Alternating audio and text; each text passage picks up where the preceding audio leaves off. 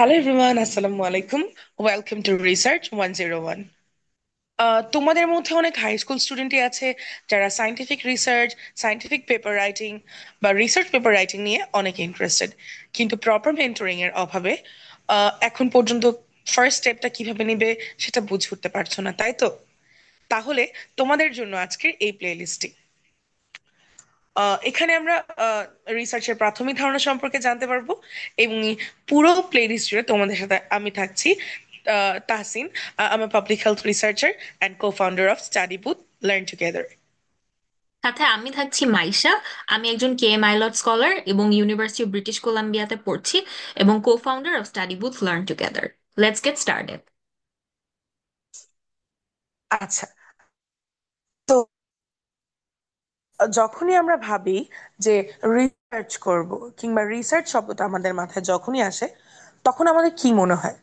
আমাদের মনে হয় না রিসার্চ মানে একটা বড় সড়ো মাইক্রোস্কোপ থাকা লাগবে, অনেক বড় বড় ল্যাব থাকা লাগবে, কিংবা একটা সুপার কম্পিউটারের প্রয়োজন, তাই তো? কিন্তু ব্যাপারটা আসলে মোটেও এমন না। আমরা চাইলেই ঘরে বসেই একটা রিসার্চ জেনারেট করে ফেলতে পারি, এমনকি একটা রিসার্চ প্রজেক্টও রান করতে পারি। এবং একটা রিসার্চকে সবার সামনে উপস্থাপন করার জন্য আমাদেরকে রিসার্চ পেপার রাইটিং করতে হয়। এবং রিসার্চ পেপার রাইটিং এর কিছু নিয়ম, আহ, কিছু নিয়ম এবং বাঁধা ধরা সিস্টেম বলা চলে, সবসময় ফলো করতে হয় আমাদেরকে।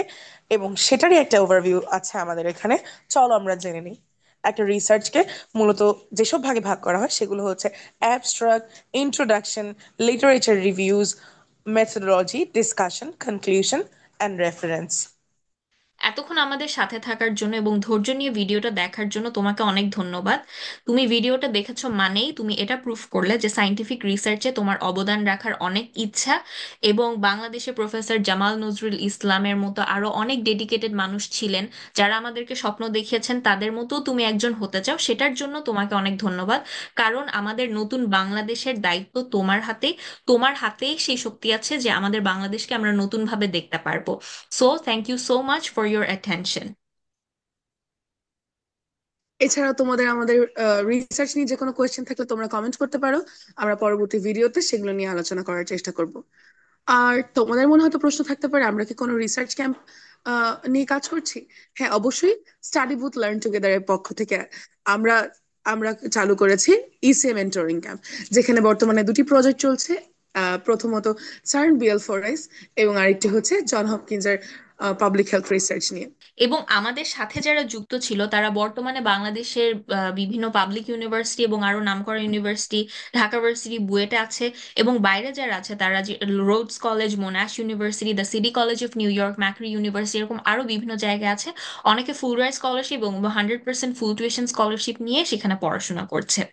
সো তুমি বুঝতেই পারছো যে তুমি যদি রিসার্চ এখন থেকে শুরু করো এবং বিভিন্ন রিসার্চ টাইপের কন্টেস্ট বা ন্যাশনাল ইন্টারন্যাশনাল লেভেলের সায়েন্টিফিক কন্টেস্টগুলোতে তুমি পার্টিসিপেট করো, তাহলে কিন্তু তোমার স্টাডি অ্যাব্রোড অ্যাপ্লিকেশন বা বিভিন্ন কম্পিটিটিভ বাংলাদেশে অ্যাডমিশন টেস্টের জার্নিটা কিন্তু খুব ইজি হয়ে যায়। তাই যে যাই বলুক না কেন, keep exploring, keep questioning the universe. ইনশাল্লাহ you will succeed in your journey.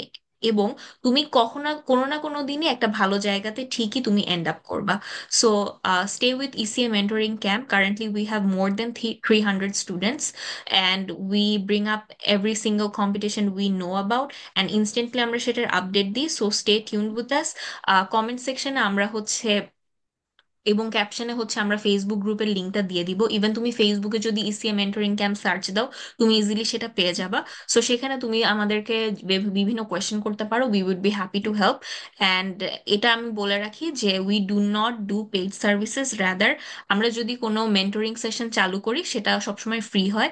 এবং আমাদের প্রিভিয়াস কোহোর্ট যারা ছিল, এখন যারা বাইরে পড়াশোনা করছে, তারাও কিন্তু তোমাকে হেল্প করবে। So, wish you all the best. And if you got benefited from this video or playlist, make sure to share it and subscribe to our YouTube channel. Thank you. So keep learning and stay tuned with Study Both Learn Together.